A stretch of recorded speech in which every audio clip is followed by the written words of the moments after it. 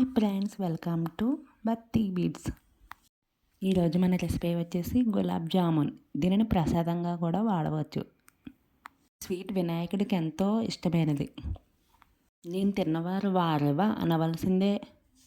దీనికోసం ముందుగా ఒక బౌల్ గులాబ్ జామున్ మిక్స్ తీసుకోవాలి. ఏ కంపెనీదన్నా పర్వాలేదు.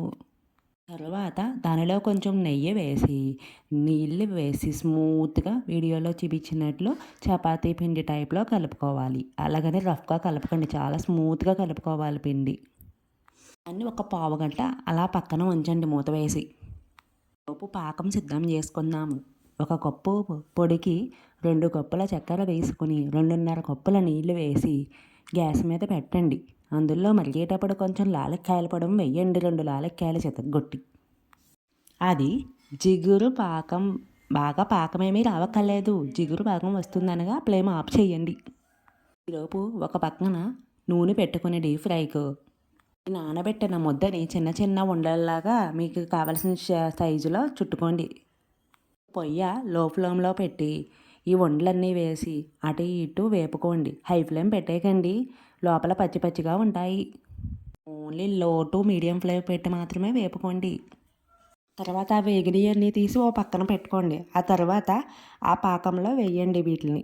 ఒక పావుగంట నానిన తర్వాత సర్వ్ చేసుకుంటే మనందరికీ ఎంతో ఇష్టమైన ప్రసాదానికి కూడా ఉపయోగపడే గులాబ్ జామున్ రెడీ. సాఫ్ట్గా చాలా బాగుంటుంది, నోట్లో వెయ్యగానే కరిగిపోతాయి కూడాను.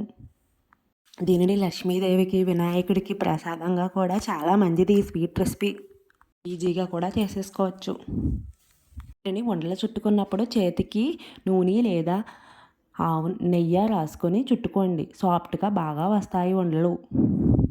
ఇది చిన్న పిల్లల నుండి పెద్దవాళ్ళ వరకు ఎవరివైనా సరే నోట్లో వేసుకుంటే ఇట్టే కరిగిపోతుంది. ఈజీగా తినొచ్చు. Tasty and yummy recipe.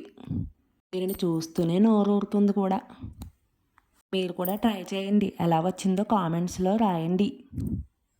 పాకం ఎక్కువ వద్దు జ్యూస్ అనుకునే వాళ్ళు 2 వంతులు వాటర్ వేసుకుంటే సరిపోతుంది. జ్యూస్ ఎక్కువ కావాలనుకున్న వాళ్ళు 2 వంతులన్నర నీళ్ళు వేయండి.